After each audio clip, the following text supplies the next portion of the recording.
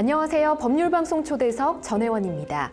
자신만의 가치 있는 이야기를 세상에 전해주실 특별한 분을 모시고 여러분과 함께 의미 있는 시간을 만들어가는 법률방송 초대석. 오늘은 우리 국민 누구나 그 제목을 알고 있는 전설적인 만화의 저자를 모셨습니다.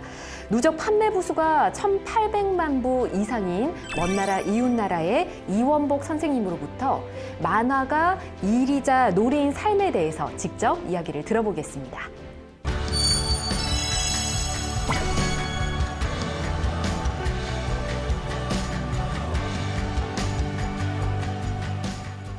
선생님 안녕하세요. 반갑습니다. 네, 안녕하세요. 반갑습니다.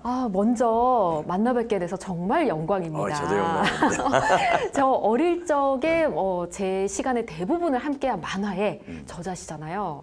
제가 살면서 이제 선생님을 직접 만나 뵙게 될 거란 생각을 상상도 못했었거든요. 그래요? 네. 사랑인데 왜? 근데 이렇게 만나 뵙게 돼서 정말 영광이고요. 네. 오늘 또 재밌는 이야기를 해주실 것 같아서 굉장히 기대된 마음으로 왔습니다. 네, 잘 부탁드리겠습니다. 네. 먼저 최근에 어떻게 지내고 계시는지 좀 여쭤보고 싶어요. 제가 이제 정년 대학교수에서 정년 퇴직한 게 벌써 12년이 됐거든요. 그러면 정년 퇴직을 하면은 그 다음에 이제 내가 하고 싶은 일을 해야죠. 근데 내가 할 수 있는 일이 하나밖에 없어요. 만화 그리는 거. 네. 그래서 계속 뭐 안 나가도 되는데 내 작업실에 매일 출근해서 매일 꼬박꼬박 오후 5시까지 작업을 하죠. 와, 그러면 정해진 시간에 출근하시고 정해진 시간에 퇴근하시는 출근 거예요? 시간은 자유예요. 근데 칼퇴근을 해야죠. 칼퇴근. 왜 그러냐니까 네. 같이 있는 사람이 내가 늦게 가면 퇴근을 못하니까. 그렇군요. 배려를 해야죠. 배려를. 그러면 정년퇴직 이후에도 계속해서 네. 만화 작업을 하고 계신 거예요. 그렇죠. 네. 그렇군요. 가장 최신작을 저희가 또 옆에 네. 이렇게 전시를 해놨는데 이후에 또 저희가 작품에 대해서도 질문 드려보도록 하겠습니다. 자, 우선 선생님의 과거 어린 시절 이야기를 좀 들어보고 싶어요. 경기고등학교 재학 시절에 소년한국일보에 아르바이트로 만화 연재를 하셨더라고요. 어떻게 또 이렇게 계기가 됐을까요? 제가 이제 중고등학교 때 신문만을 했거든요. 그때 제가 그 학교 신문 만화를 그렸어요. 4칸짜리 만화, 고바오영감 뭐 이런 식으로. 네. 그런데 그 같은 신문만에 제 친구가 그 아버지가 소년한국일보 사장이었어요. 유명한 그 문필가인데. 네. 그래서 어느 날 신문사 구경 가자고 해서 갔더니 아버지 얘가 학교 신문 만화 그리는 애예요. 그러니까 그 이 사장님이 야, 잘 됐다. 너 아르바이트 좀 해라. 그림 보지도 않고. 왜냐하니까 어린이 신문인데 소년한국일보는 어린이 신문인데. 그죠. 어린이 신문에서 제일 중요한 게 만화네요. 만화인데 만화가 또 많이 들어가잖아요. 일반 신문보다. 네. 근데 만화를 그리게 하면 원고료를 줘야 되잖아. 그러니까는 고등학생이 만화 그리니까 너 잘됐다 해가지고 저임금 아르바이트를 시킨 거죠. 그 제의를 딱 들으셨을 때 어떠셨어요, 기분이? 너무 좋죠. 근데 이제 시키는 일이 제가 제일 처음 한 만화 아르바이트를 한 것이 그 미국 무대에서 흘러나온 미국 만화 있죠. 네. 거기다가 이 비치는 종이를 대고 대고 그리는 거예요. 따라 그리는 거예요? 그러니까 그건 스킬도 필요 없고 그림 잘 그리는 것도 아니고 사실 그래도 그런 작업을 한 1, 2년 하니까 그 사이에 이제 그림이 좀 늘은 모양이에요. 그러다 그 다음에는 처음에는 대고 그리다가 그 다음엔 외국 만화 보고 그리다가 그 다음에는 외국 만화 풍으로 창작 만화를 했고 그러다 보니까는 내가 외국 만화 풍 자존심 상한다. 그림 스타일을 벗어야 되겠다. 그래가지고 이제 독일 유학을 가게 된 거죠. 그렇군요. 이게 소년한국일보에서 아르바이트 한 게 굉장히 중요한 시작이었네요. 중요한 시작이었죠. 그리고 저처럼 일찍 시작한 사람이 저희 세대는 굉장히 드물어요. 그죠. 예컨대 뭐 허영만 선생도 그 나이에 시작했거든요. 와, 그러시군요. 허영만 선생님과는 또 다르게 하나의 축을 만들어 가신 분이 선생님이라는 생각이 그 양반하고 이게 별 결혼은 없는데 얼굴은 서로 알죠. 그죠. 근데 그분하고 저하고는 비교가 안 돼요. 그분은 그림을 너무 잘 그리는 분이에요. 원래 타고난 분이에요. 대한민국 최고의 작가라고 생각합니다. 그렇군요. 허영만 선생님이 이 방송을 꼭 보시기를. 네. 그렇게 해서 이제 아르바이트로 만화를 시작하셨고, 근데 사실 이 고등학교 때 그렇게 만화 아르바이트를 했다. 그리고 또 좋아하셨잖아요. 근데 그러면 공부를 좀 못하지 않았을까 싶었는데 또 서울대학교 건축학과를 가셨습니다. 근데 우리가 기본적으로 시대를 바꿔서 생각해야 되는 게 지금은 뭐 대학교 간다고 영어 잘한다고 유치원 때부터 대입 준비를 하는데 저희 때는요 60년대에는 대학 입시라는 것이 고등학교 3학년 2학기 때 하는 것이 입시 공부예요. 아, 막판 어떻게 보면 살짝 벼락치기 느낌이 그게 아니라 가능했다는 거예요? 대학교 들어가기가 되게 쉬웠어요. 아, 그래가지고 서울대학교에 정원 미달되는 학과가 있을 때예요. 아, 옛날이라서. 그래서 저도 고등학교 2학년 2학기까지 시집기후 덕수공 돌담기 걷고 그랬어요. 네. 있을 수가 없는 얘기예요 지금. 그렇군요. 그리고 또 우리 때는 특징 중에 하나가 그러한 고등학교 시절에 많은 자유가 시간이 허용되니까 한 적어도 100권 이상의 세계 명작을 읽었죠. 와. 그것이 지금은 저 젊은 세대하고 큰 차이일 거예요. 그렇군요. 그럼 혹시 그래도 가기가 쉬웠다고 말씀을 하셨지만 그래도 쉽진 않았을 거라고 저는 생각을 해요. 쉽지 않죠. 그러니까 재수했죠. 그러시군요. 네, 남들은 다 이제 들어가는데 네. 맨날 그 수업 시간에 만화 그리고 앉아 있고 네. 아르바이트 하고 그러니까. 네. 그래서 제가 평생 만화를 못 그린 게 그 제가 대학교 입시 떨어지고 1년간 재수하는 동안만 만화 안 그리고 네. 그다음에 평생 만화를 그린 거죠. 근데 궁금한 게 네. 또 서울대 입학하실 때 건축학 공학과를 택하신 이유가 있으셨어요? 우리가 대학 다닐 때는 공대가 최고 인기였어요. 왜 그러니까 이제 산업에 막 일어나고 우리나라 이제 공업하고 그러니까 그래서 제가 나온 고등학교에서 공대를 못 가면 저건 사람이 아니다. 못났다. 그래서 어쩔 수 없이 공대 유행에 따라서 공대를 골랐는데 네. 제가 좀 문과 기질이거든요. 근데 아무리 봐도 무슨 선박공학과, 항공공학과, 화학공학과 안 맞는 거예요. 네. 그래서 이렇게 두리번 보니까 건축공학과가 있는 거예요. 근데 건축공학과 이미지가 네. 탁 머리에 포마드 바르고 하얀 마셔스 있고 네. 옛날에는 이게 큰 티제란 게 있어요. 네. 그거 딱 끼고 멋있게 언덕 위에 하얀 집을 짓는 게 건축가인 줄 알았어요. 오. 근데 딱 들어가는 순간 첫 시간부터 미분적분하는데 이렇게 보고 있죠. 그렇군요. 저는 왠지 건축하면 그래도 약간 미적인 요소가 들어가잖아요. 그거 전혀 관계없이 들어갔는데 네. 건축과 들어가서 그래서 결국은 그 전공을 못 끝냈죠. 만화 그리느라고. 이제 그 다음에는 독일에 가가지고 시각 디자인으로 바꿔탔고 예. 그 다음에 계속 만화를 그렸는데 네. 사람들이 그런 질문을 합니다. 당신은 건축과에서 시각 디자인과에서 만화가로 왜 이렇게 많이 변신을 했느냐, 외도를 많이 했느냐. 네. 근데 저는 그렇게 대답합니다. 저는 외도한 적 한 번도 없다. 건축, 만화, 시각 디자인 전부 백지 위에 없는 거 그리는 거다. 아이디어를 기본으로 해서. 정말 정확한 말씀을 해주신 것 같아요. 근데 지금 말씀해 주셨듯이 대학 다니면서도 계속 작품 활동을 하셨잖아요. 그 재수하셨던 1년 빼고는 평생 만화를 그리셨다 했는데 당시에 좀 만화가 서울대 학교 나왔는데 만화를 그려? 뭐 이렇게 약간 만화가를 조금 낮춰보는 이런 게 있었잖아요. 그 정도가 아니라 예. 그때 제가 75년, 80년, 90년대 초까지도 네. 그 어린이날이 되면은 불량 만화라고 해서 만화가게 만화 갔다가 시청 앞에서 불태우고 그랬어요. 그래요? 그리고 만화가라는 직업이 없었어요. 그건 그 서브 아트 정도가 아니라 네. 완전히 이건 뭐 잠시 그 아르바이트 정도로만 생각했지 직업으로 인정도 안 했어요. 네. 이제 그것이 계속돼가지고 제가 84년에 귀국해서 덕성여대 교수가 됐는데 한 10년쯤 지난 다음에 이사장이 그러더라고요. 뭐라고요? 내가 당신 뽑을 때 네. 만화가인 줄 알았으면 안 뽑았다고. 정말요? 예, 그 정도로 우리나라의 기성세대의 만화에 대한 인식이 네. 굉장히 부정적이었죠. 그리고 제가 듣기로는 그 시대 때는 지금은 좀 많이 완화된 것 같은데 심의가 또 굉장히 까다로웠잖아요. 제가 예. 그 심의위원회도 있죠. 위원. 위원. 심의위원. 네. 예. 지금 하시는 거예요? 아동 도서. 그러니까 도서 심의위원회. 네. 그때 만화는 굉장히 많은 핍박을 받았죠. 예를 들어서 뭐라 그러나 타부가 너무 많았어요. 금기 시대인 게. 하면 안 되는 게 너무 많고. 7살짜리 여동생하고 8살짜리 오빠가 한 이불을 쓰고 책을 보는 것도 걸려요. 그 당시에 그랬어요? 오. 그리고 모든 액션 만화에서 모든 흉기를 지워야 돼. 그래요? 칼라워도 안 되고. 그건 요즘도 방송에서 이렇게 흉기 나오면 그쵸. 이렇게 자막 이게 흐리게 모자이크 보이게 처리하잖아요. 예. 그보다 훨씬 심했죠. 아예 지워버렸으니까. 아니 그러면 그런 심의 기준에 맞게 또 작품을 써야 되잖아요. 그러니까 좀 극단적인 표현은 하지 않고 네. 그냥 둘러둘러 가는 거죠. 둘러둘러. 와, 힘드셨을 것 같은데요? 네.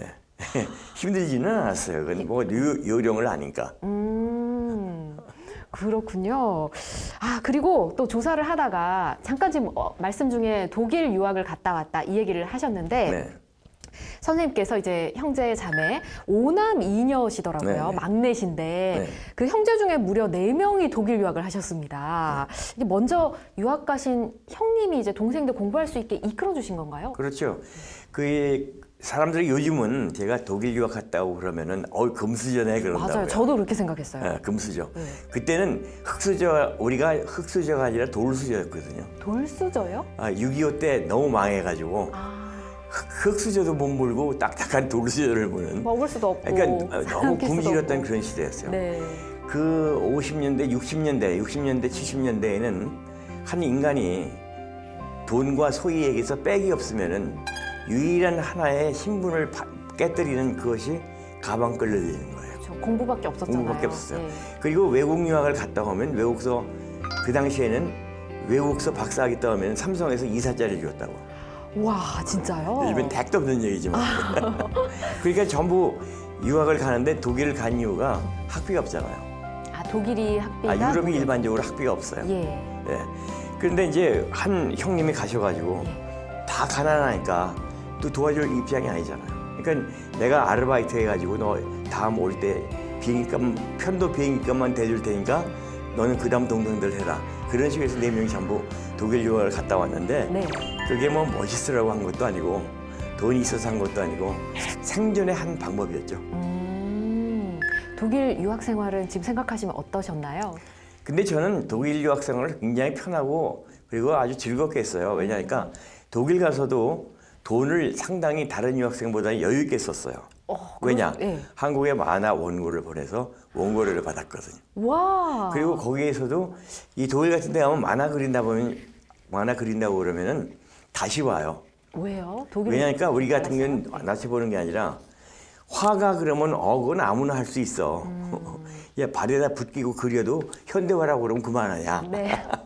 너 웃기는 소리로. 네. 그런데 만화 그러면 화가 플러스 스킬, 기술. 네. 그러니까 일종의 기술이 있는 화가라는 얘기죠. 그래서 상당히 좀 좋게 보는 그런 경향이 있어가지고 독일서 알바도 많이 하고 그래서 네. 거기서 보는 거 한국 원고를 합치면은 다른 학생보다는 좀 풍족했죠.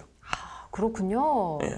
그 형님들이 보셨을 때는 굉장히 기특한 동생이셨을 것 같아요. 기특하기도 하고 또 관심이 없죠. 왜냐니까 이 6.25 직후였고 네. 그다음에 모두 어려운 제로 베이스에서 시작하니까 네. 전부 자기들 살기 바빠가지고 내가 막내 동생에 와서 손 안 벌린 것만 다행이다. 그런 시대였어요. 그렇군요. 그래도 막내 동생, 우리 동생들을 위해서 다들 이제 독일 비행기 티켓까지는 해준다. 편도. 왕복도 아니고요. 아니죠. 돈이 없죠.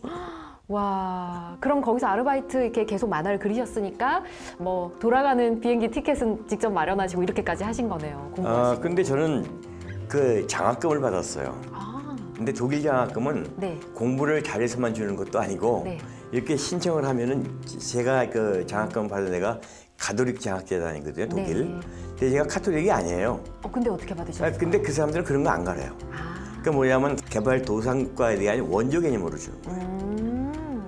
그래서 독일 장학금은 우리가 오해를 하면 안 되는 게 다른 데는 공부를 잘해서 주는 건데 네. 독일 장학금은 생활비를 대주는 거예요. 가난한 사람들에게. 그렇군요.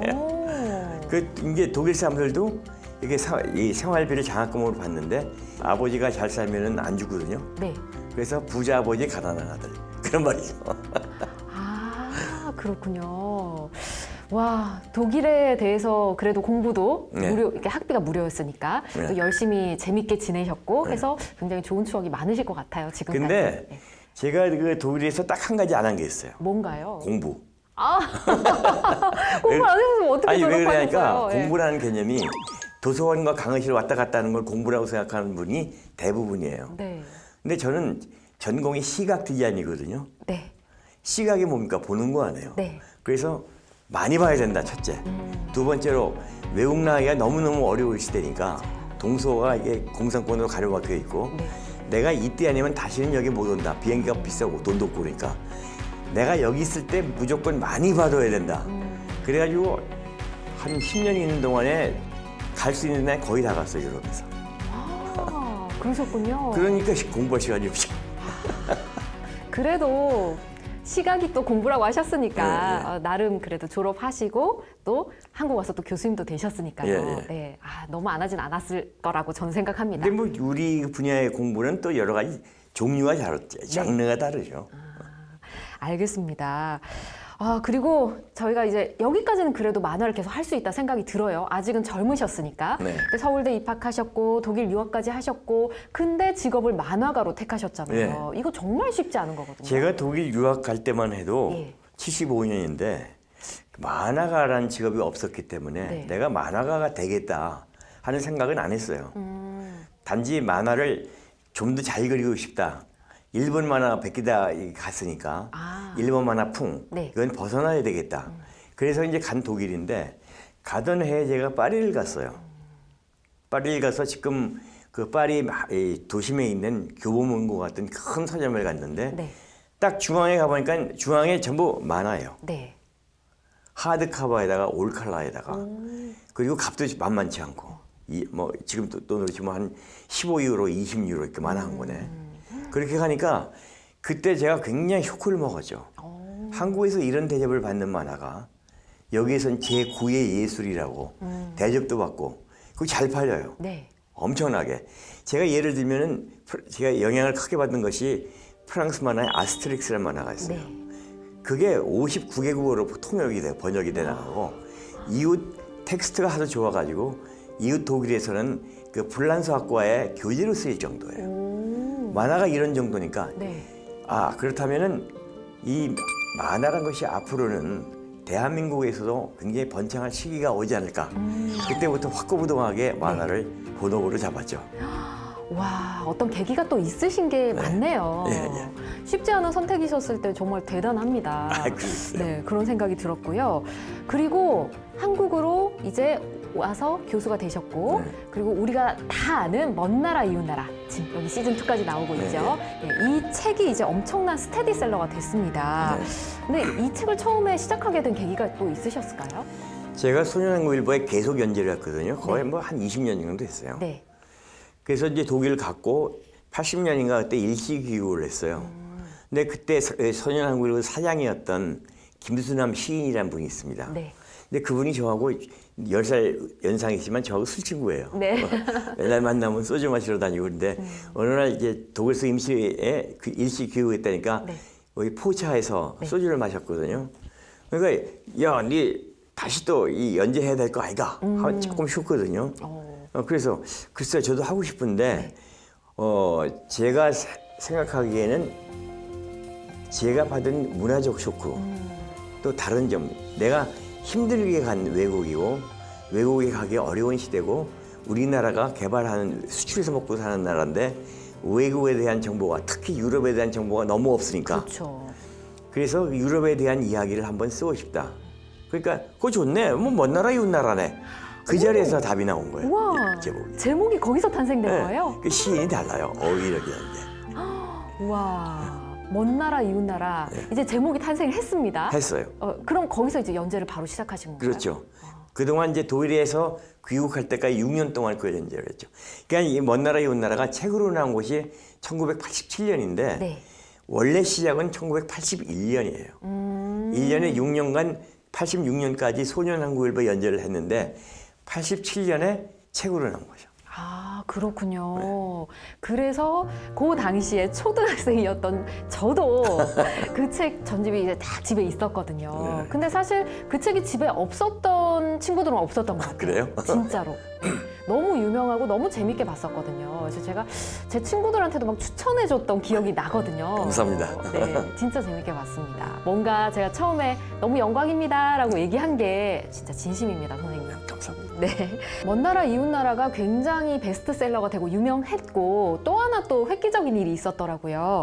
대한민국 만화 중에서 최초로 인쇄를 받은 책이라고 얘기를 들었는데요. 그 당시에는 이게 만화가 대접을 못 받던 시대였기 때문에 그죠. 둘 중에 하나였어요. 그 대금 지불하는 것이. 네. 하나는 매절이라는 게 있습니다. 없어진 말인데 네. 매절이라는 것은 이 주로 만화가게 공급하는 만화들 그런 건데 그 만화가게 아닌 만화도 마찬가지인데 네. 원고료를 한 번에 주고 네. 그 판권 자체를 출판사가 갖는 거예요. 아, 그렇군요. 그래서 뭐 나중에 많이 문제가 됐죠. 지금은 전혀 안 그런데 아니면은 그냥 원고료만 지불하는 거든가 연기하는 경우. 네. 근데 저는 외국서 보는 것이 전부 인쇄 개념만 해요. 아, 그러네요. 외국은 전부 인쇄지 어떻게 내가 그런 노작을 힘들게 노력해서 만든 그 작품을 그냥 매절을 하느냐. 그거 있을 수 없다. 저 대부분의 그 관례가 네. 일반 도서가 10%예요. 8%에서 12%. 뭐 네. 작가 인기도에 따라서. 근데 이건 만화니까 5%를 주더라고요. 아, 조금 낮춰서. 낮춰서. 아. 5%라도 인쇄하면 좋다. 네. 그 다음에 이제 5년 계약이 지나니까 그때 10%로 올랐죠. 우와.